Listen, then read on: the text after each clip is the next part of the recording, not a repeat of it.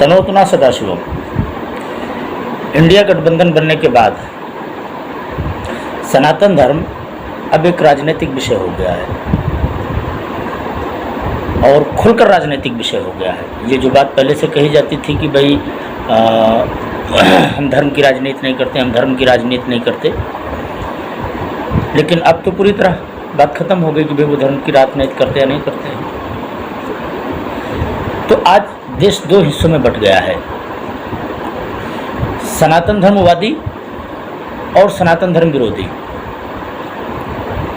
तो जब विषय धर्म पर आधारित हो जाए तो फिर राजनीतिक विमर्श पर बात करने में कोई बुराई नहीं है। आज फिर चंद्रशेखर से एक रागलापा है कि भाई रामचरितमानस पोटेशियम साइनाइड की तरह है। अच्छी बातें भी है, बहुत अच्छी अच्छी बातें भी है, लेकिन 55 प्रकार का खाना परोसा गया हो, उसमें थोड़ा पोटेशियम साइनाइड डाल दिया गया हो तो आप खाएंगे। इसलिए मेरी आपत्ति वहां है और रहेगी जीवन भर में कि जो पोटेशियम साइनाइड टाइप का कुछ चीज है ग्रंथों के अंदर, चाहे 55 तरीके का भोजन लगा दिया जाए, बहुत सारे व्यंजन बना दिए जाएं, परंतु उसमें थोड़ा सा पोटेशियम साइनाइड डाल दो तो क्या कोई उस भोजन को खाएगा? तो जैसे पोटेशियम साइनाइड से युक्त बहुत स्वादिष्ट भोजन भी कोई नहीं खाना चाहेगा, इसी तरह कुछ ऐसे शब्द जो जहरीले हैं उनकी उपस्थिति में रामचरितमानस भले ही बहुत उच्च कोटि का ग्रंथ हो, पर वो व्यवहार योग्य नहीं है, वो समाज में सामाजिक कटुता फैलाएगा।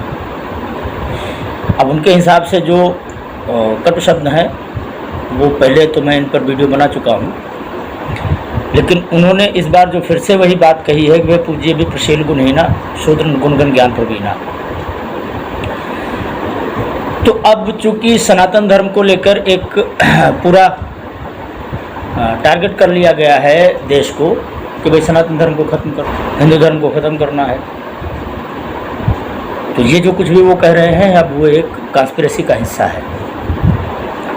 इस कॉन्स्पिरेसी का जो भोग बनेगा वो कौन बनेगा?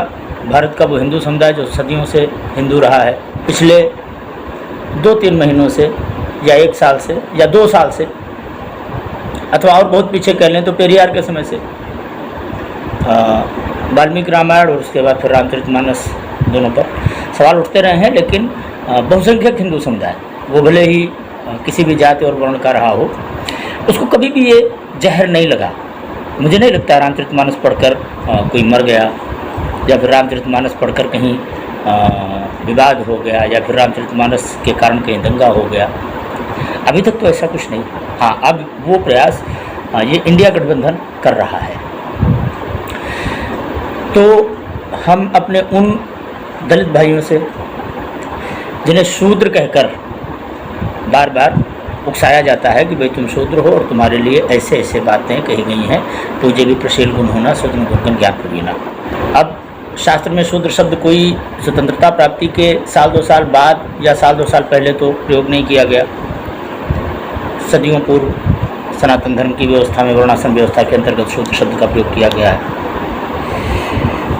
और वो लोग जो कम से कम मध्यकालीन इतिहास जिन्होंने भी पढ़ा होगा,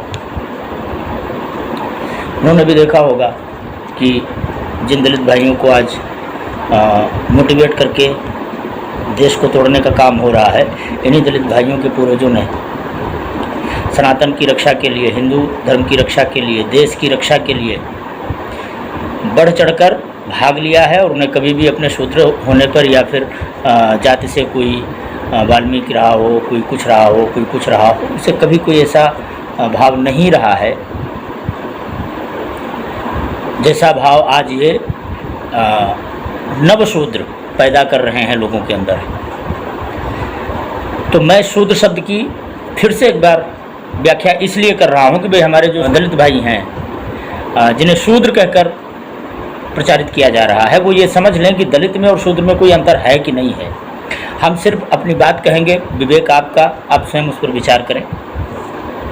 शब्दकोश के अंतर्गत शब्द कल्पद्रुम में शूद्र शब्द की व्याख्या की गई है शोचयतीति शूद्रा। शुच शोके शुचेर दश्च, जो निरंतर शोक में डूबा रहता है उसे शूद्र कहते हैं। तो मतलब शूद्र जात या समुदाय नहीं है, एक मानसिक भाव से ग्रस्त व्यक्ति का उपलक्षण है जो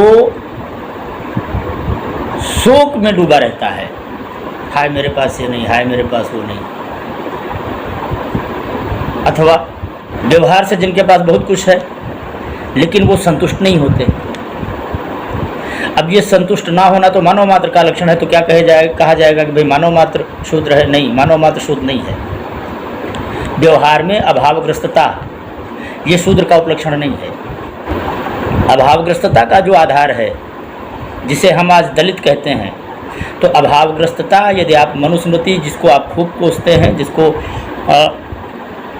जाति व्यवस्था का जनक माना जाता है, अगर किसी ने मनुस्मृति पढ़ी हो, जो दलित समाज के लोग हैं और जिन्हें आज शूद्र कहकर प्रचारित किया जा रहा है शूद्रों के द्वारा, जो शूद्र हैं वो दरअसल दलित समाज के लोगों को शूद्र कह रहे हैं, जो अपना शोक मिटाने के लिए, अपनी कुंठा मिटाने के लिए पूरे दलित समाज को शूद्र कहकर पुकार रहे हैं।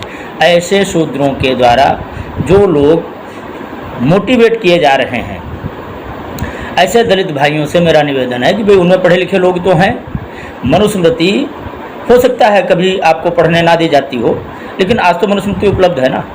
तो मनुस्मृति में ब्राह्मण और शूद्र के बीच एक समानता है अभाव के आधार पर। अभाव का मतलब जिसके पास कुछ नहीं है।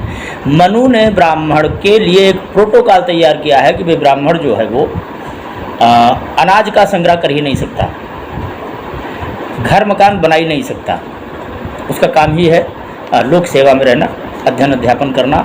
और आपने देखा होगा मनुस्मृति में, या आप सुनते भी होंगे कि वे ब्राह्मणों का जो भोजन था वो शील और उच्च वृत्ति को सर्वश्रेष्ठ माना गया। खेतों में जो अनाज कटने के बाद जो अनाज के दाने रह जाते थे उनको बीन कर खाना, ये ब्राह्मण की वृत्ति कही गई है। तो अभाव के आधार पर ब्राह्मण अभावग्रस्त है या फिर शूद्र, क्योंकि शूद्र की दो व्याख्याएं हमें मिलती हैं। एक तो वो जो सेवा कार्य करके अपना जीवन निर्वाह करता है, तो सेवा कार्य करता है तो उसके बदले उसे कुछ न कुछ मिलता है। मनुस्मृति में शूद्र उसी को कहा गया है जो सेवा कार्य करके अपना जीवन निर्वाह करता है। लेकिन अगर मौलिक रूप से शूद्र शब्द की गहरी व्याख्या करेंगे तो फिर शूद्र शब्द का होता है जो निरंतर शोक में डूबा रहता है। तो दलितत्व का जो आधार है शूद्र के लिए, तो फिर अभावग्रस्त तो ब्राह्मण और शूद्र बराबर ही हैं मनु के हिसाब से। आज क्या बन गया, क्या बिगड़ गया, वो सवाल नहीं है, क्योंकि जो लोग आज आप दलित नेता होने का दम भरते हैं, ये दलित हैं, ये अभावग्रस्त हैं। कभी जाकर पूछो कि भाई तुम कितने बार के सांसद हो और उसके बाद तुम्हें कितना पैसा मिलता है और उसके बाद तुमने कितना उसमें से इधर उधर से इकट्ठा किया है। असल में इनका यह शूद्रत्व आज सनातनी सरकार के फंदे में फंस गया है। इन्होंने दलित भाइयों का शोषण करके, दलित भाइयों को मोटिवेट करके, दलित भाइयों का ध्रुवीकरण करके अपना घर परिवार रिश्तेदारों को अरबों का मालिक बना दिया। दलितों की संख्या अवस्था कितनी सुधरी इन दलित नेताओं के प्रयासों से। तो आज इनके निशाने पर हिंदू और सनातन धर्म इसलिए है क्योंकि हिंदू और सनातन धर्म जो है वो सिद्धांतवादी है, वो अनीति नहीं देख सकता। राजकीय व्यवस्था में सनातन धर्म एक कठोर दंडात्मक व्यवस्था करता है। अब इनके ऊपर जो दलितों के हिस्से का खाना है जो इन्होंने खाया है, तो भाई इसमें से कितने ऐसे नेता हैं जो आज भी गरीब हैं?